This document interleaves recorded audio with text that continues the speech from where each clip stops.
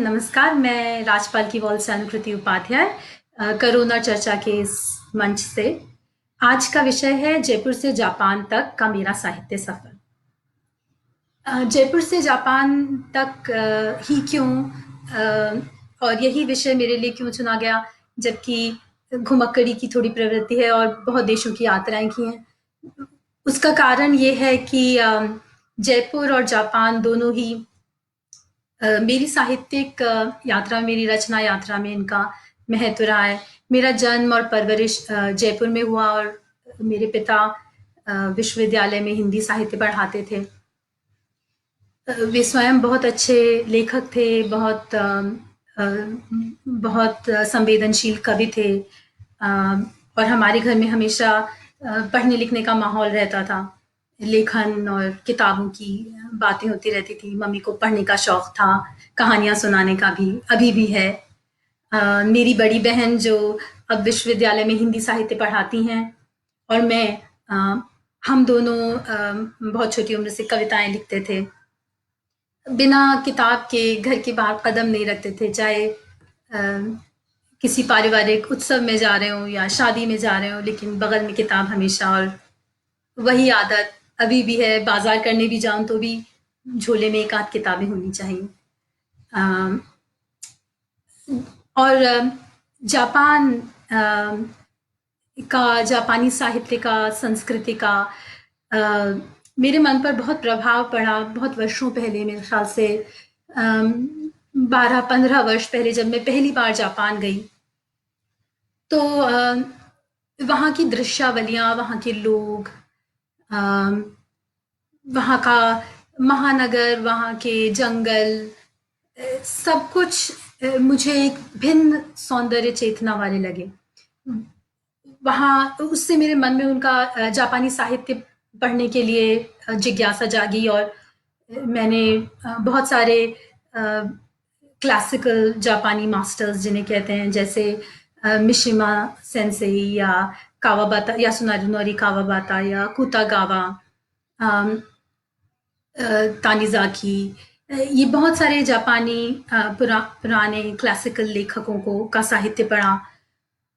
उनकी अभिव्यक्ति में जो एक ख़ास किस्म की न्यूनता है, मिनिमलिज़्म है, जो मुझे लगता है कि उनकी सौंदर्य चेतना से जुड़ा है, उनकी एस्थेटिक से जुड़ा है। वो मुझे बहुत आकर्षक लगा। कहीं भी अति नाटकीयता नहीं, कहीं भी बहुत अतिशयोक्ति नहीं। सब चीज़ें जैसे कि कम कहकर या ढक कर प्रस्तुत की जाती हैं। एक सटलिटी है उसमें, एक कम में ज़्यादा का भाव है। तो इसलिए जापान की यात्रा, जापान की संस्कृति से साक्षात्कार का मेरे ऊपर, मेरे मन पर, रचना प्रक्रिया पर, रचनात्मकता पर बहुत असर रहा, अभी भी है। मैं बहुत जापानी साहित्य पढ़ती हूँ लगातार। इन दिनों भी इस क्वारंटाइन के समय में पुरानी जापानी किताबें निकाली हैं और उन्हें पढ़ रही हूँ।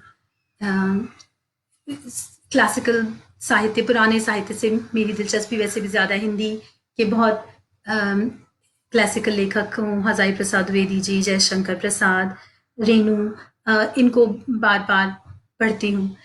तो हिंदी साहित्य में जो मेरी रुचि जागी वो जयपुर की देन है। मेरे पारिवारिक परिवेश, मेरे पिता माता, और जिस जो न्यूनता मुझे पसंद है साहित्य में, जो मिनिमलिज्म पसंद है, और जो मुझे लगता है कि लिखने से कम, हटाने का, घटाने का काम ज़्यादा होना चाहिए, वो मुझे लगता है वो जापानी साहित्य पढ़ने से।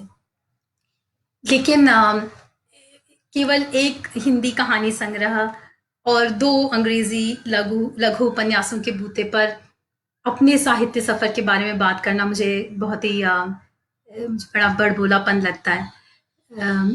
मैं द्विभाषीय लेखक हूँ, तो मैं हिंदी और अंग्रेजी दोनों में लिखती हूँ।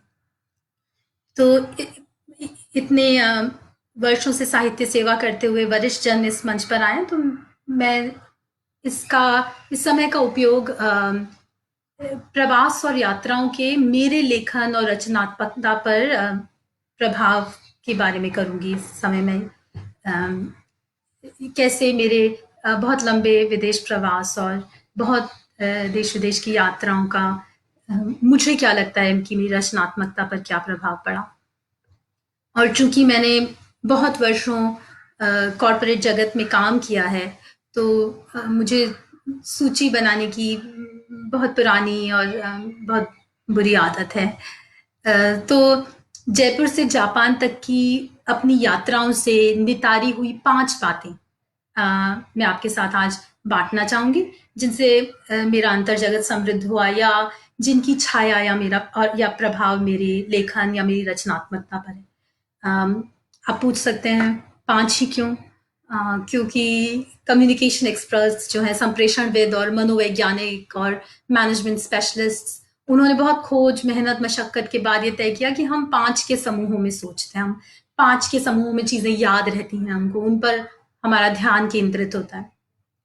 तो इसलिए 5 चीज़ें। इस बीच यदि आप कोई प्रश्न पूछना चाहें या कोई टिप्पणी करें तो वो टिप्पणी वाला जो बॉक्स है उसमें देखिए मैं कोशिश करूँगी कि नज़र रखूँ उस पर और जवाब या जो भी कहा गया है उसका संज्ञान लेती रहूँ इस बीच में।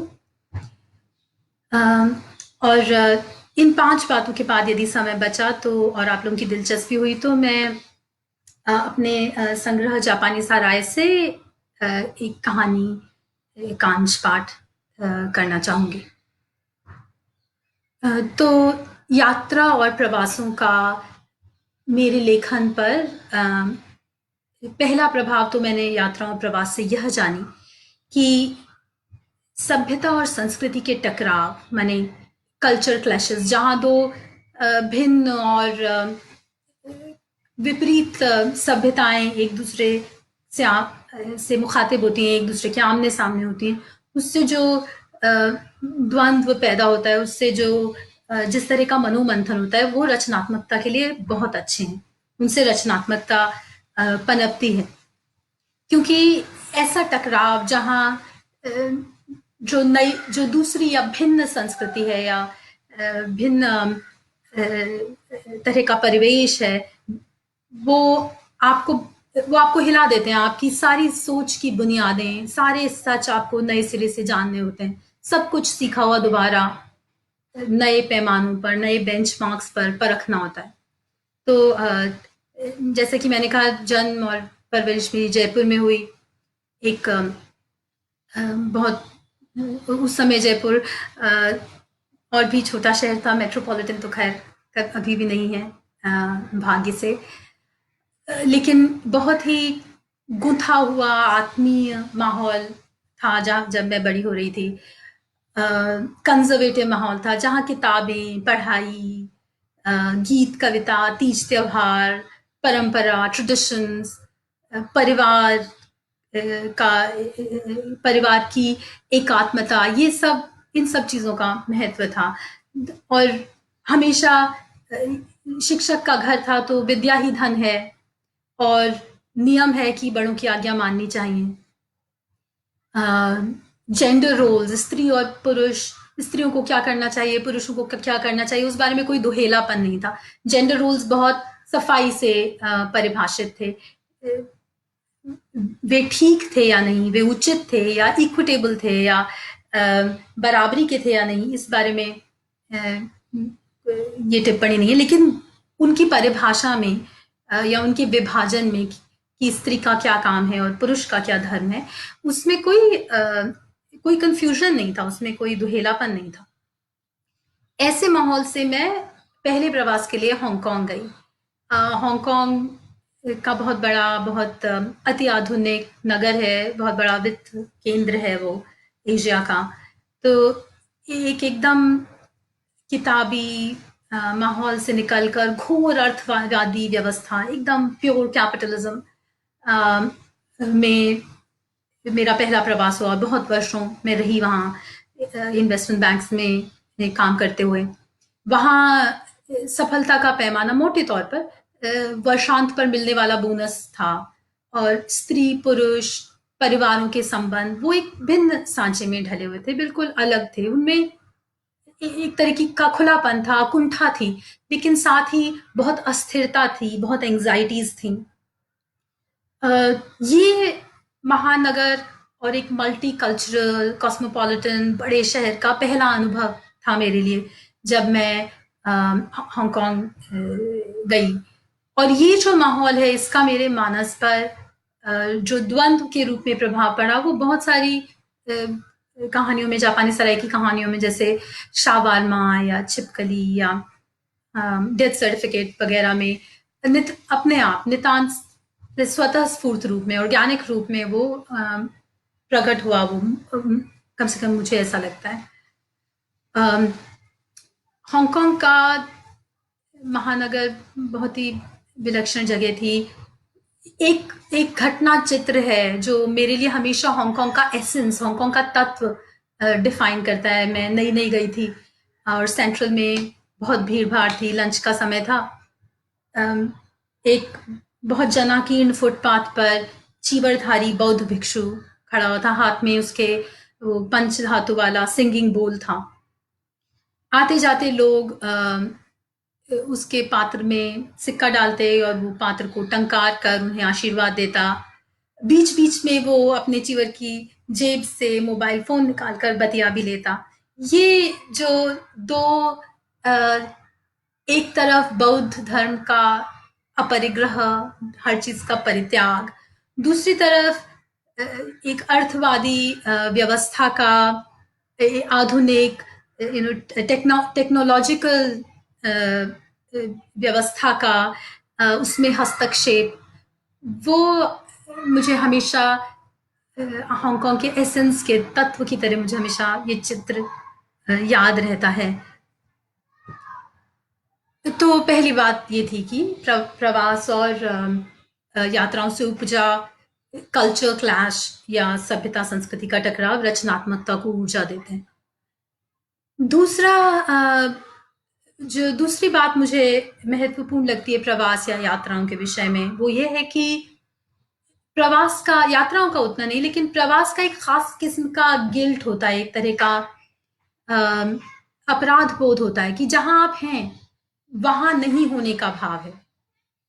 और जब आप अपने देश में लौटते हैं तो वहां भी आपको एक विच्छिन्नता अनुभव होती है, एकदम जुड़ाव वैसा सीमलेस, बिना किसी बिना किसी प्रयत्न के बिल्कुल बहता हुआ जुड़ाव महसूस करने में दिक्कत होती है, समस्या होती है। और उससे मन में एक द्वंद्व, बेचैनी पनपती है।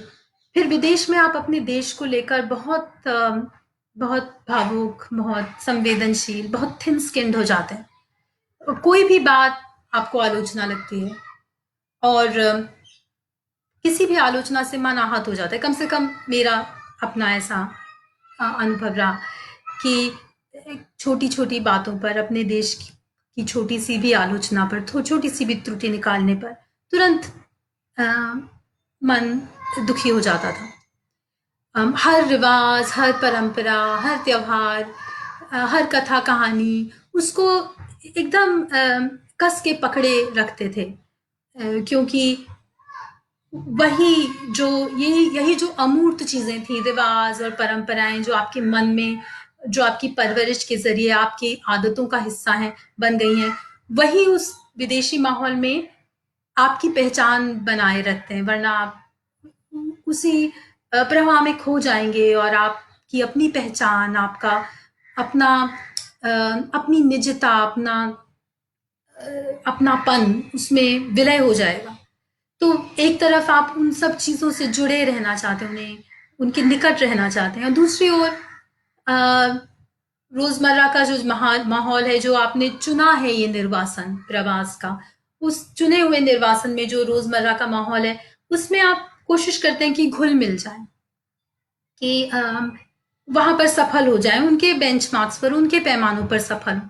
तो इन विरोधी विचारों से जो बेचैनी पैदा होती है, उससे भी मुझे लगता है रचनात्मकता पनपती। ये जो दोहरा निर्वासन है, एक विदेश में निर्वासन और अपने देश पर में लौटने पर भी एक बाहरी व्यक्ति होने का भाव, ये दोहरा निर्वासन और इस पर चुना हुआ, आपने स्वयं चुना है, आप खुद गए हैं अपनी इच्छा से, तो इससे इसकी ऊहापोह भी रचनात्मकता के लिए खाद का काम करती है। तीसरी बात मैं ये कहना चाहूंगी कि अपरिचय से उपजी उत्सुकता और फ्रस्ट्रेशन, जिसको आप नहीं जानते, जिन या कम परिचय है, उस न जाने हुए से की जो के प्रति जो जिज्ञासा रहती है, और साथ ही न जाननेपन से जो मन में एक कुढ़न सी उत्पन्न होती है, वो भी रचनात्मकता को उकसाते हैं कि नए परिवेश और अनजान लोगों से एक मध्यम दूरी हमेशा रहती है, चाहे जितने ही घुल मिल जाएं, चाहे जितने वर्ष रह लें, एक तरह का मिडिल डिस्टेंस रहता है, जहां आप अपने कंफर्ट जोन में और वे अपने सुविधा के क्षेत्र में, और बीच में एक बफर के जैसा मिडिल डिस्टेंस। तो उससे अंतर्मुखता तीखी होती है, क्योंकि सब बातें या बहुत सी बातें ना एक दूसरे की समझ सकते हैं, और ना उनके प्रति आप सहानुभूति महसूस कर सकते हैं, वो हर बात के लिए नहीं कर सकते। तो ये जो न समझा हुआ है, न जाना हुआ है, उससे कल्पना के लिए जगह रह जाती है। कल्पना, जो भी आप जो आपकी उत्सुकता है, उसका आपको कल्पना से समाधान करना पड़ता है, या उससे आपको मन में घुटन बढ़ जाएगी। जो न जाना हुआ है, जो अपरिचित रह जाता है, उससे या तो मन में घुटन होगी, या आप अपनी कल्पना को उपयोग करेंगे उस वक्फे को, गैप को भरने के लिए। मुझे लगता है मैंने ये दूसरा तरीका अपनाया था कि जो नहीं जाना उसको कल्पना से भरो। तो मेरी कहानियों में उतने आत्मानुभव नहीं, कल्पना से समाधान की हुई उत्सुकता बहुत है। जैसे दो लोग साथ बैठे हैं, एक दूसरे की ओर देख नहीं रहे हैं, स्त्री धीरे से अपना हाथ पुरुष से अलहदा कर लेती है और गहरी सांस लेती है। बस ये इतना छोटा दृश्य कहीं किसी पब्लिक गार्डन में या किसी रेस्टोरेंट में देखा हुआ, उससे कल्पना का पक्षी उड़ान भरने लगता है, और फिर आप सोचने लगते हैं कि पीछे क्या हुआ या आगे क्या होगा। इसलिए मेरी कहानियों में अपरिचितों का बहुत महत्व है। जापानी सराय का मरीन जूलॉजिस्ट हो, या चेरी ब्लॉसम का एकाकी शराबी हो, या रेस्टरूम में रोने वाली लड़की हो, ये सब दूसरी नस्लों, दूसरी संस्कृतियों के अपरिचित अनजान लोग हैं, लेकिन एक ही मानव संवेदन उन्हें स्फुरित कर रहा है। एक ही तरह का भाव विन्यास जो हमको मानव बनाता है, जो हमको हमारी असेंशियल ह्यूमननेस, हमारा जो मानव तत्व है, वो उनमें भी है और हम में भी है, और वही एक तरह का पुल बनता है। तो ये जो जाने और अनजाने के बीच का लगातार द्वंद्व है, ये भी रचनात्मकता के लिए बहुत कामगर है। चौथा ये कि यात्राएं सिर्फ स्थूल जगहों की नहीं होती हैं, मेरे लिए नहीं होती हैं स्थूल जगहों की। जैसे सिर्फ दर्शनीय जगह देख ली, गाइड बुक में लिखा है ये 10 जगह देखनी है, वो देख ली, और तरह तरह की तस्वीरें ले ली, और उन्हें सब सोशल मीडिया में अपलोड कर दिया। मेरे लिए ये यात्रा का अंग है, ये भी आपके अनुभव का अंग है, जहां आप लोगों से बांटते हैं, जिन्हें आप जानते हैं या जो आपके मित्र हैं, परिजन हैं, जो साथ नहीं है, उनसे आप बांटते हैं कि आप किस अनुभव से गुजरे। लेकिन ये ही सिर्फ यात्रा नहीं है। यात्रा तभी पूरी होती है जब उस स्थान को, वहां के लोगों को, उनको आप उन्हें अनुभव करें, भले बाहरी व्यक्ति की दूरी से, आउटसाइडर के डिस्टेंस से देखें, लेकिन उन्हें जिज्ञासा से, खुले मन से उस संस्कृति को, उस परिवेश को अनुभव करें। वही असली यात्रा। इसलिए जापान मेरे लिए एक बहुत विशिष्ट स्थान रखता है यात्राओं में, क्योंकि सिर्फ जापान की बहुत सी यात्राएं, माने जहां मैं फिजिकली, शारीरिक रूप से जापान गई, वो बहुत सी यात्राएं ही यात्राएं नहीं है। जापान के बारे में पढ़ना, वहाँ का साहित्य, वहाँ की कला, वहाँ की सौंदर्य चेतना, वहाँ के विरोधाभास, उनकी बहुत घनी नम्रता में छुपी हुई दूरी, ये सब मेरे लिए जापान यात्रा का हिस्सा है। उएनो पार्क और इंपीरियल गार्डन और सुमिदो नदी के तट पर मैंने खिले हुए चेरी के फूल देखे और वो बहुत सुंदर थे। चेरी के फूल, चेरी का बसंत में खिलना, अ, उसका सिंबोलिज्म, इतने नाजुक फूल, इतने कम समय खिलने वाले और इस कदर खूबसूरत कि मन जैसे चेरी के फूल ही बन जाए। वो बहुत वो देखना बहुत अच्छा और आंतरिक अ, रूप से सराबोर करने वाला अनुभव था, लेकिन वो पूरा नहीं होता अगर मैं उन चेरी वृक्षों के नीचे बैठे हनामी माने जो चेरी फूल देखने की का एक उत्सव होता है, वो मनाते लोग खाते पीते अपने परिवारों के साथ, सहकर्मियों के साथ, वो नहीं, उन लोगों को मैं नहीं देखती। या जो साइकिल टूर पर गाइड ले गया था उससे उसके परिवार के बारे में, उसके अनुभवों के बारे में नहीं पूछती। या रास्ते में मिली लड़की जिसने मुझे एक 7-Eleven, एक छोटी दुकान से कुछ सामान खरीदने में मदद की, उससे बातें नहीं करती। या चेरी फूलों के पीछे दौड़ते, पंखुड़ियां चुनते बच्चों की हंसी में शामिल नहीं होती। तो ये अगर नहीं होता तो मेरे तो जापान यात्रा का अनुभव अ, अधूरा रह जाता। यानी दर्शनीय स्थान ज़रूर देखने चाहिए, टी सेरेमनीज़ और म्यूज़ियम्स जापान के, वहाँ के शिंटो मंदिर, बौद्ध मंदिर, वहाँ के ज़ेन गार्डन्स बहुत-बहुत खूबसूरत हैं। लेकिन क्योटो और कामाकुरा और टोक्यो के छोटे-छोटे लोकल बाज़ार, वहाँ की रिहायशी गलियाँ जिनमें अ, एक शांत आवाजाही होती रहती है, वो भी उतनी दिलचस्प है। 12वीं शताब्दी की जो मेजी श्राइन है, जो टोक्यो शहर के बीचों बीच एक बड़ा जंगल बनी हुई है, मैन मेड जंगल है, वो लोगों ने लगाया। और वो बहुत शांति प्रदायक है, बहुत प्रकृति और स्थापत्य दोनों की भव्यता है उसमें। लेकिन उस पुरानी श्राइन के बाहर बैठे हुए किशोर दल जो एनीमे के किरदारों के जैसे कपड़े पहने हुए हैं, चमकीले विचित्र कपड़े जैसे साइंस फिक्शन से निकल कर आए हैं, बाल अद्भुत रूप से रंगे हुए हैं, वो भी उतने ही विलक्षण है और उतने ही देखने योग्य हैं। तो सारांश में चौथा पॉइंट जो मैं बता कहना चाह रही थी वो ये है कि यात्रा जनपद की है, स्थान की है, लेकिन जन मन की भी है।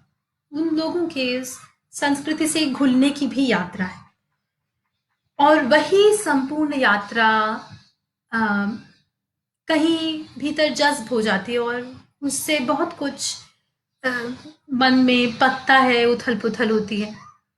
मेरे पिता हमेशा कहा करते थे, बेटा बहुत घूमो, बहुत यात्राएं करो और हर यात्रा से जो तुम्हें मिलेगा वो भले ही आज न हो तुम्हारे लेखन में या आज तुम न समझ पाओ, लेकिन किसी न किसी दिन वो तुम्हारे लेखन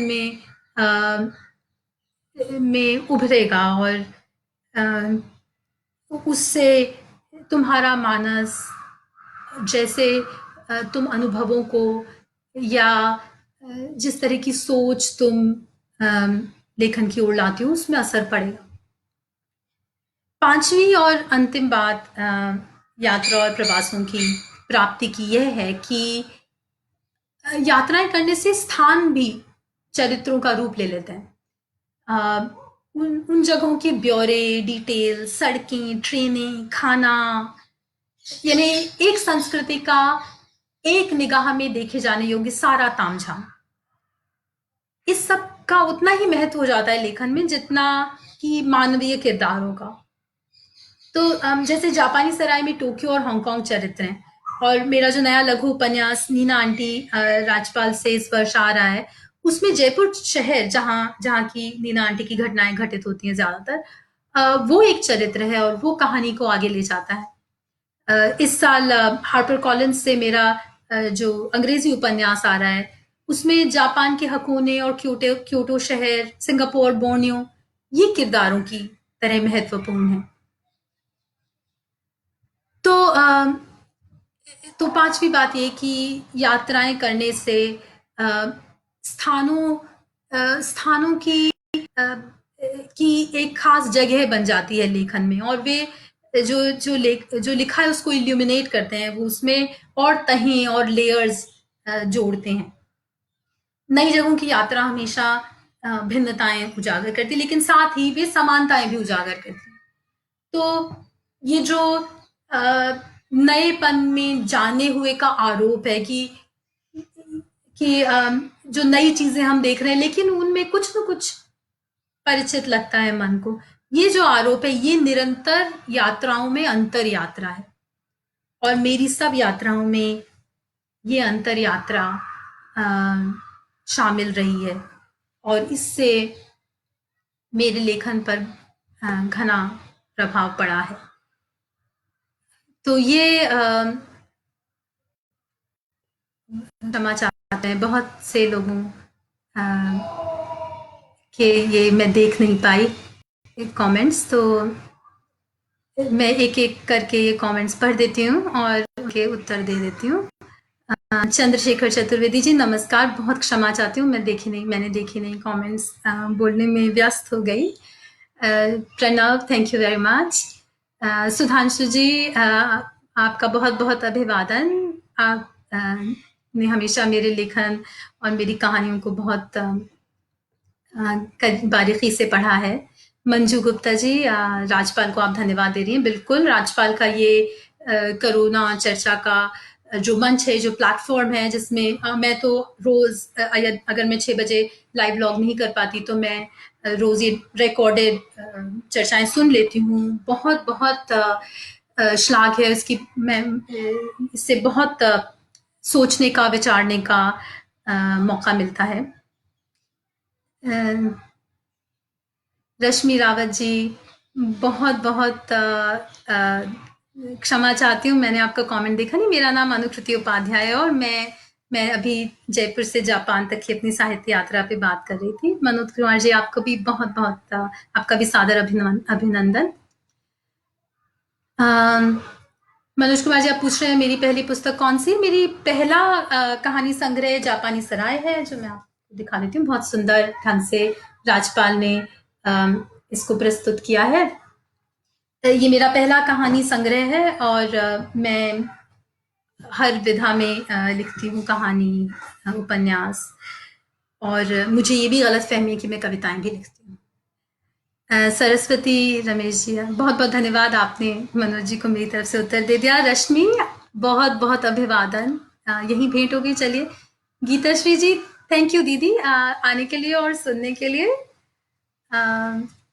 आपको मेरे यात्रा वृतांत पसंद हैं, आप सुनकर मुझे बहुत अच्छा लगा। यात्रा वृतांत सब प्रभात भैया को उसका श्रेय और ब्लेम दोनों जाता है, क्योंकि वो अगर नहीं कहते तो मैं यात्रा वृतांत लिखने का मुझे ध्यान भी नहीं आता। तो अगर तारीफ है तो वो भी प्रभात भैया की, और अगर आप किसी को उतने अच्छे नहीं लगे तो वो निंदा भी मैं प्रभात भैया के दरवाजे पर ही रख दूंगी। अनामिका अनु आप मेरी नाम राशि हैं, समान नाम वाली सखी, बहुत बहुत धन्यवाद कि आपको अच्छा लगा। यात्राओं को रचना में लाने के लिए कौन सी विधा सबसे सशक्त है, मनोज कुमार जी पूछ रहे हैं। तो ये लेखन पर निर्भर करता है। यात्रा वृतांत तो अपने आप में ही एक पूरी विधा है। बहुत हमारे यहाँ राहुल सांकृत्यायन जी से लेकर सब आजकल आधुनिक काल में सब बहुत बहुत अच्छा यात्रा वृतांत लिख रहे हैं। अब यात्राएं उतने शारीरिक रूप से उतनी चैलेंजिंग नहीं रह गई हैं, वो एडवेंचर नहीं रह गया है कि कैसे पहुंचेंगे और कैसे जाएंगे, रास्ते में डाकू मिल जाएंगे या शेर चीते मिल जाएंगे। वो जो एक शारीरिक चैलेंज था यात्राओं का, वो चुनौती समाप्त हो गई। दूसरी तरह की चुनौती, सभ्यता को जानने की, उसकी संस्कृति को, लोगों को जानने की, तो वो आप किसी भी विधा में व्यक्त कर सकते हैं। यदि आप उसको प्राथमिक बनाना चाहें तो यात्रा वृतांत, और यदि आप उसको लिखे हुए में उसको अंतर्भूत करना चाहें तो कहानी, कविता, सब में लिख सक इसको व्यक्त कर सकते हैं। जब मुझे ध्यान है जब मैं मेरी शायद दूसरी या तीसरी जापान यात्रा थी, आपने ये भी प्रश्न पूछा है मनोज कुमार जी कि भारत और जापान में कोई एक प्रमुख समानता। तो बहुत बहुत बहुत भिन्न सभ्यताएं हैं भारत और जापान की। हम लोग बहुत आत्मीय लोग हैं, हम बहुत गर्मजोश हैं। हम हर किसी को अपने मन की बात तुरंत बता देते हैं, या कम से कम दूसरे लोगों को ऐसा भान होता है कि हम अपने मन की बात बता रहे हैं। जापान के लोग बहुत रिजर्व, बहुत उनका पूरा समाज बहुत हायरार्किकल है, बड़ा छोटा उसके आधार पर बंटा हुआ है। हमारे यहाँ भी बड़ों का बहुत सम्मान है, वरिष्ठजनों का सम्मान है, लेकिन उनके यहाँ वो एक तरह के फॉर्मूला में बंधा हुआ है। जो समानता है वो ये है कि परिवार का महत्व है दोनों सभ्यताओं में। दूसरे जापान में भारत से बौद्ध धर्म गया, वहाँ बहुत सारे बौद्ध मंदिर हैं। और मुझे ध्यान है जब मैंने पहली बार नारा का जो अवलोकितेश्वर बुद्ध का जो एक बहुत प्राचीन उनका मंदिर है, वहाँ मेरे ख्याल से दुनिया के दूसरे या तीसरे नंबर के बैठे हुए सबसे बड़े बुद्ध की प्रतिमा है, कांसे की।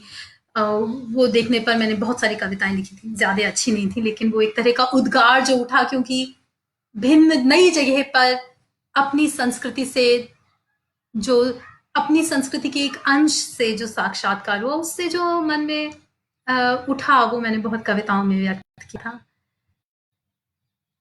विनय शर्मा जी कह रहे हैं उचित अनुचित हर एक के लिए अलग अलग मायने रखता है। ये थोड़ा सा रिलेटिविस्ट चिंतन है। उचित और अनुचित, इसमें कोई शक नहीं कि हमारी संस्कृति, हमारा समय काल, जिस काल में हम रह रहे, जो मेडिएवल टाइम्स में, मध्यकाल में एकदम उचित था, वो अब एकदम अनुचित है। तो आप ठीक कह रहे हैं कि परिमाण मानदंड बदल जाते हैं, लेकिन कुछ चीजें यूनिवर्सल हैं, कुछ एथिक्स, कुछ मूल्य सार्वभौमिक हैं, सब जगहों के लिए समान हैं। तो मैं आपसे कुछ सहमत हूँ और थोड़ी सी असहमत हूँ। संजीव जैन जी नमस्कार, आप सुनने आए। आपने में जापानी सराय की कहानियां बहुत संवेदनशीलता से पढ़ी, उसके लिए बहुत बहुत आभार। इंसेक्टा कहानी के पीछे क्या है, आपने एक समीक्षा लिखी है उस पर। आप कह रहे हैं कि ये कहानी डिकोड नहीं कर पाए। एक और कहानी शावारमा भी पूरी तरह डिकोड नहीं हुई। तो इंसेक्टा और शावारमा दो भिन्न, इंसेक्टा तो एक न्यूज़पेपर में एक छोटा समाचार पढ़ा था, तो उसमें एक बच्चे ने, लड़की ने किशोर वय की अपने माता पिता के ऊपर हमला करवाया। उससे या शायद अब पुरानी बात होगी, लेकिन उन्हें मार दिया शायद। वो पढ़कर मुझे जो मन में एक एक भयंकर बेचैनी हुई कि सबसे जो निकट का और शुद्ध संबंध है माता पिता और संतानों का, उसमें इतनी दूरी आ गई, इस कदर दूरी आ गई कि जन्मदाता को मारने चली है संतान। तो इंसेक्टा उससे उपजी। शावारमा किसी देखे हुए दृश्य से उपजी मेरे ख्याल से, संजीव जी। और शायद मैंने कुछ देखा और बाकी, जैसा मैंने कहा, बहुत उत्सुकता, बहुत जिज्ञासा रहती है मुझे। अगर कोई बैठा है तो क्यों बैठा है, क्या सोच रहा है, और अंतर्मुखता के चलते पूछने में मुझे झिझक होती है। तो शायद वो कुछ देखे हुए दृश्य की उत्सुकता को मैंने अपनी कल्पना से भरा। रोहिणी, आप शावारमा का अंतिम हिस्सा सुनना चाहते हैं? ठीक है भाई, जो आप सुनना चाहें बिल्कुल वही। रोहिणी का मेरी लेखन यात्रा में बहुत ज़्यादा महत्व है। अगर उन्होंने मेरी कहानियाँ टंकित नहीं की होती तो वो अभी भी किसी, क्योंकि मैं हाथ से लिखती हूँ कॉपी में, तो वो अभी भी वो किसी पुरानी कॉपी में रखी होती और कभी प्रकाशित नहीं होती। तो भाई रोहिणी सुनना चाहती हैं अगर शावारमा का अंतिम हिस्सा? वैसे मैंने जापानी सराय चुनी थी पढ़ने के लिए, लेकिन हम शावारमा का अंतिम हिस्सा सुनेंगे। पुरुषोत्तम पंचोली जी नमस्कार, आपका बहुत सहृदय सहयोग रहा है। आपने कहानियां पढ़कर बहुत मेरा मन बढ़ाने वाली बातें कही हैं। जापानी सराय कहानी के मर्म पर प्रकाश डालें, आप कह रहे हैं। ये बहुत दिलचस्प प्रश्न है।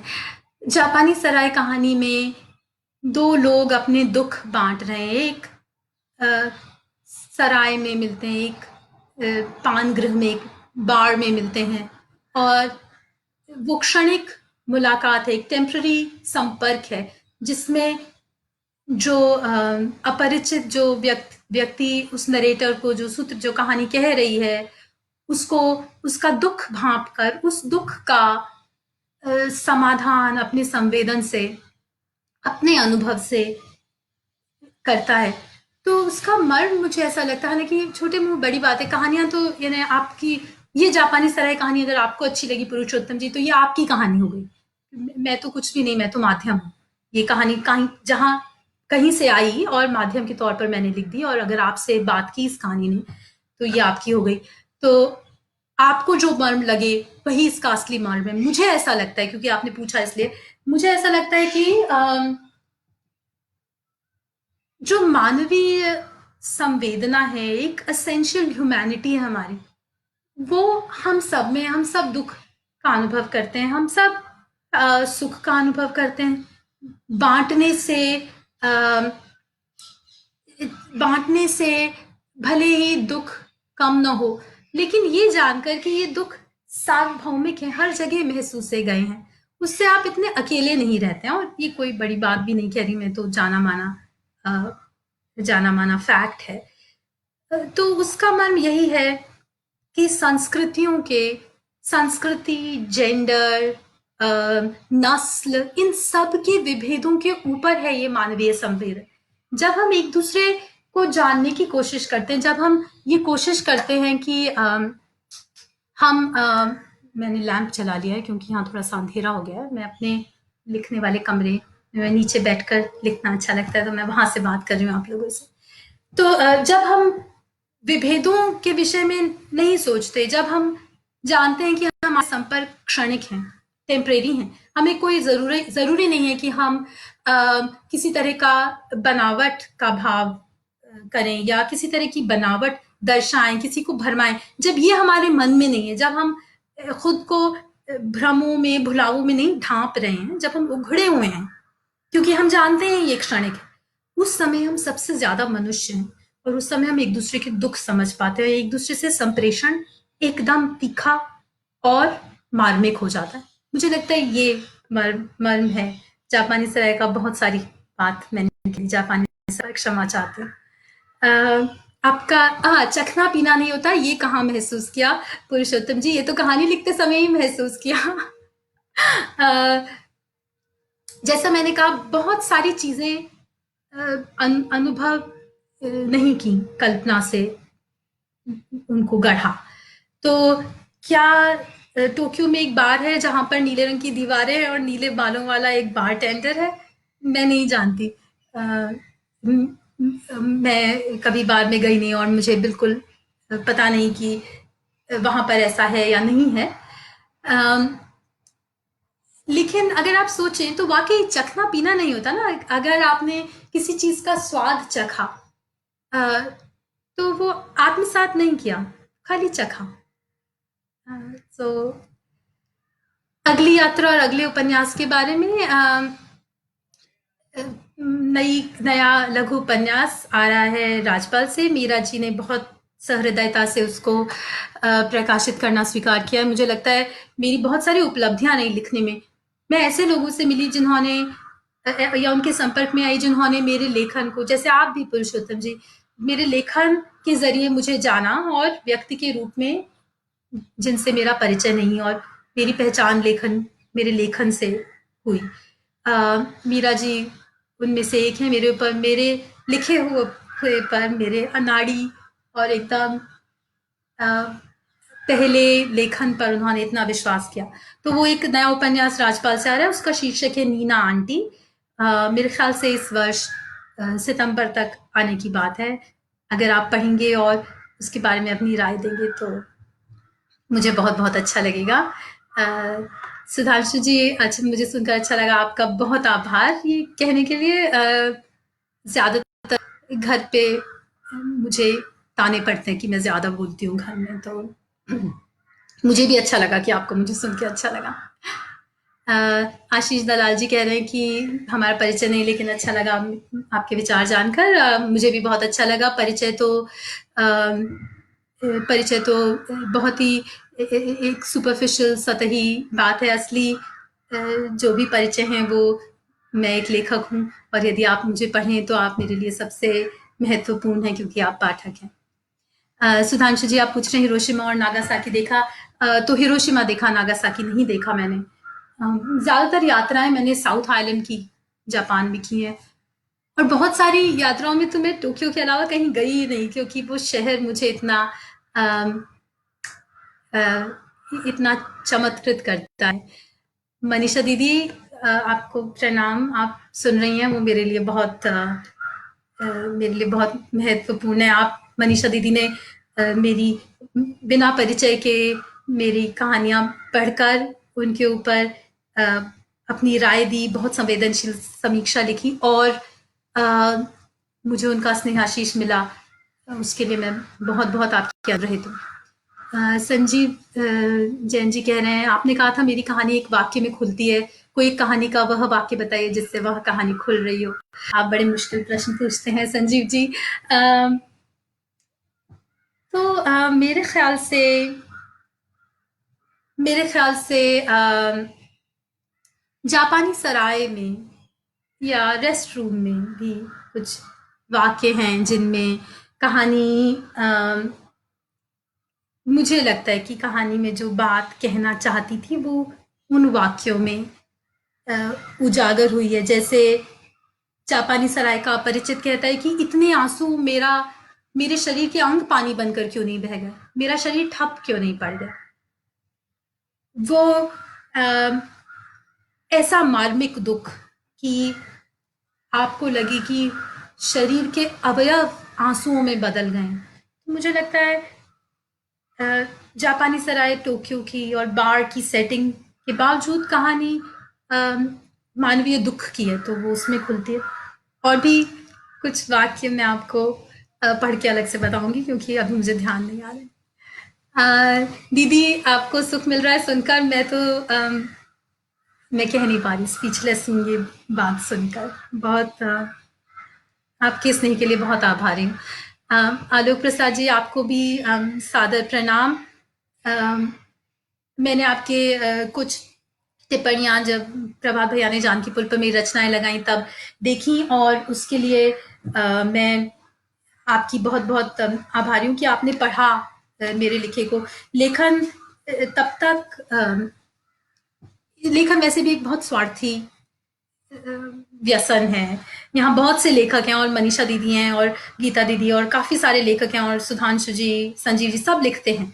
लेकिन मैं उनके ऊपर ये आरोपित नहीं कर रही, लेकिन मेरे लिए लेखन एक बहुत ही स्वार्थी व्यसन है। मैं बाकी चीज़ों से वो समय निकाल लेती हूँ अपने लिए, और वो लिखती हूँ। अगर उसको लोग पढ़ लेते हैं तो वो जैसे एक आर्क पूरा हो गया, एक जो यात्रा है वो संपूर्ण हो गई। 50 मिनट हो गए, यदि करीब 49 मिनट्स हो गए। अगर आप लोग कहें तो मैं 2 पेज शावारमा कहानी के पढ़ दूं, या अगर आप लोग बोर हो गए तो नहीं पढ़ती हूँ। रोहिणी ने कहा था कि शावारमा का अंत पढ़ दो, तो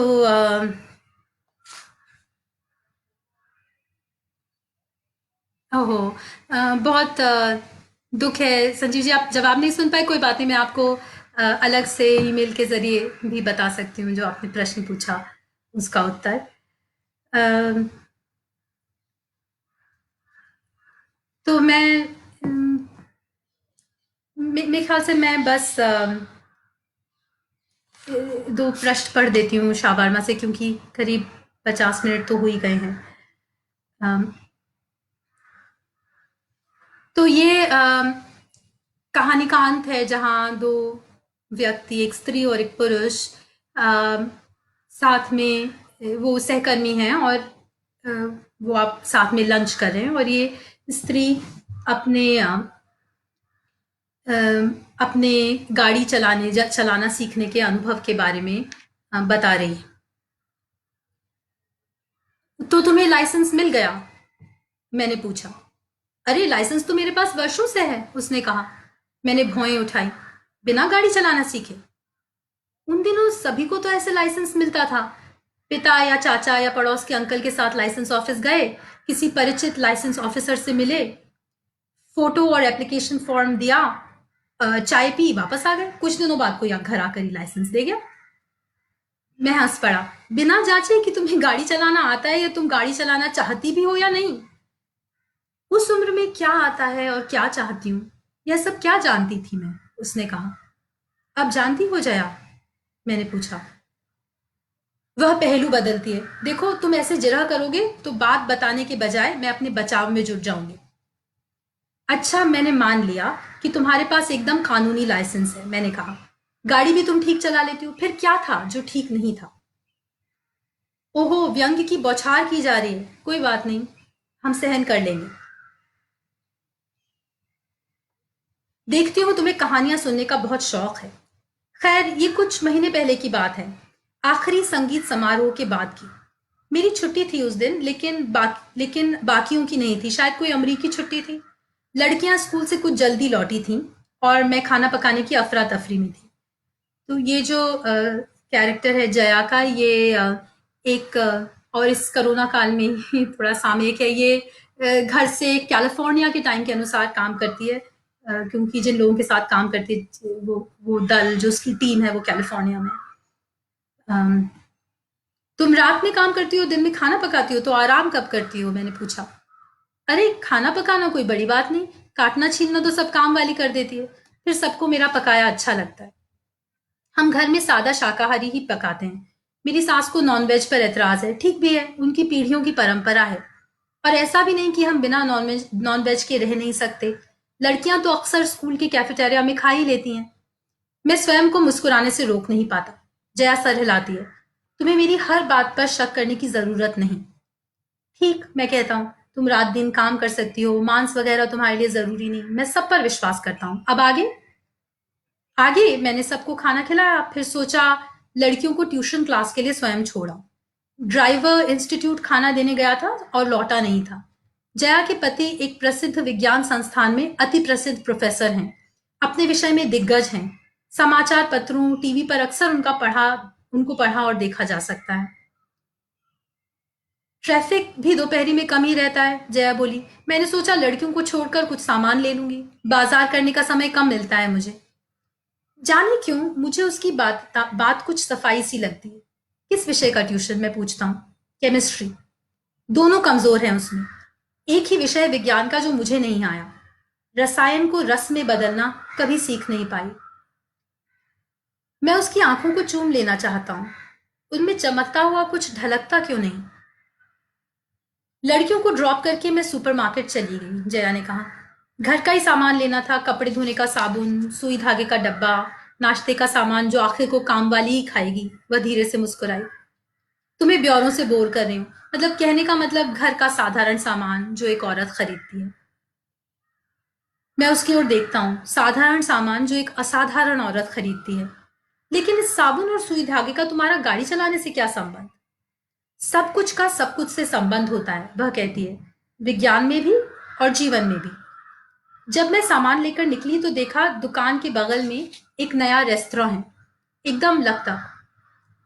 तुम मानोगे, उस रेस्तरां में यही शावारमा पक रहा था काउंटर पर। मुझे सहसा ऐसा लगा कि बिना ताजा तबून ब्रेड में लिपटे शावारमा खाए मैं एक क्षण भी नहीं रह सकती। मेरे पेट में जैसे एक गार खुल गया और मेरी नाड़ियों में शावारमा के लिए एक दुर्दम्य भूख जाग उठी। लेकिन समय नहीं था। लड़कियों को क्लास से वापस लेने का वक्त हो रहा था।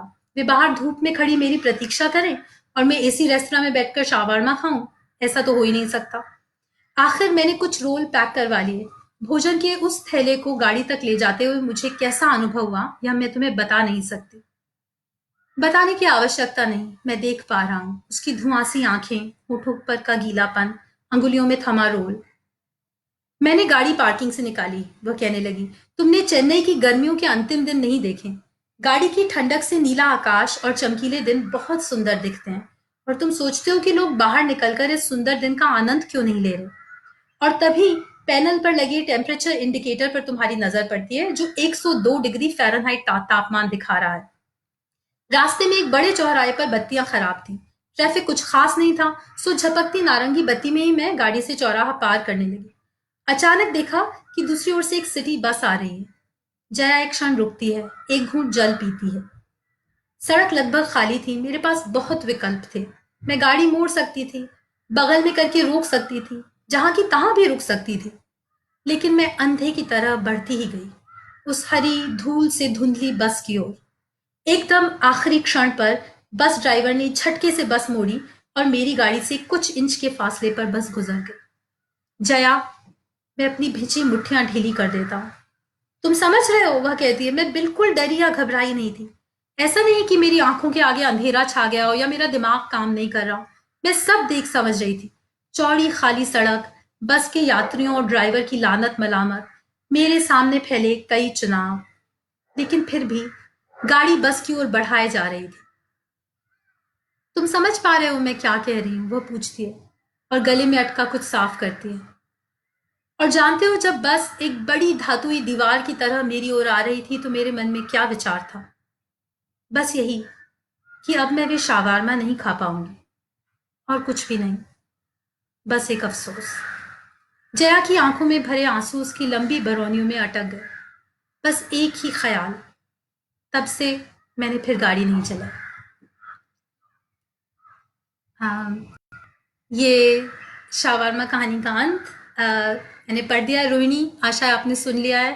और बाकी लोगों ने जो इतनी धैर्य से मुझे घंटे भर सुना, उसके लिए मैं जितना धन्यवाद कहूँ उतना कम है। अ, रामेश्वर मालवीय लोहार जी, आपको नमस्कार। आप कह रहे हैं चित्तौड़गढ़ राजस्थान से हैं।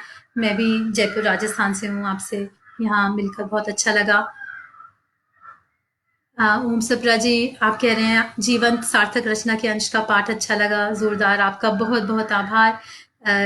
पढ़ने और बोलने में मुझे अपनी प्रतिभा पर बहुत भरोसा नहीं है, लेकिन अगर आपको अच्छा लगा तो ये पढ़ना सार्थक रहा। यहाँ मेरे साथ इतना समय बिताने के लिए, इस अलगाव के समय में, तरह तरह के भय और दूरी के समय में, जो हम इस शाम एक सार्थक चर्चा में जुड़े, राजपाल, मीरा जी, प्रणव, सबके सहयोग से, और सबसे अधिक आप लोगों ने जो इतना समय यहाँ पर मुझे दिया, उसके लिए मैं आपका बहुत बहुत धन्यवाद करती हूँ। आपकी बहुत आभारी हूँ। आशा है आगे जल्दी मिलना होगा, और ये जो काल है ये बहुत जल्दी बीत जाएगा। आप सब स्वस्थ रहें, सुरक्षित रहें, अपने घरों में रहें। ये कष्ट का समय इसी तरह बातचीत करके गुजारें। बहुत धन्यवाद। भंवर मेघवंशी जी, आप कह रहे हैं बढ़िया लगा आपको सुनकर। बहुत आपका आभार। नमस्कार।